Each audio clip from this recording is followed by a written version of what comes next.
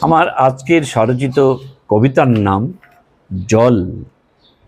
জল তুমি যেন এক অমৃত ফল, যেজন তোমারে করিতে চায় বর্জন, অচিরেই তার দেহকুশ হইবে ক্রমেই পতন। জলের একটি অণুর সনে দুইটি পরমাণু থাকে, মিলেমিশে হাইড্রোজেনের আরও থাকে মিলনে একটি পরমাণু অক্সিজেনের।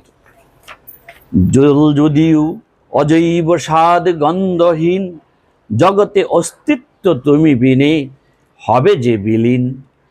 যদিও তুমি বর্ণহীন সৃষ্টির বাঁচিবার তরে, জল তুমি অপার অসীম। জল তোমার উৎস মহাসাগর, আকাশ, পর্বত, বাষ্পমেঘ, আরও যে আছে ভূগর্ভ।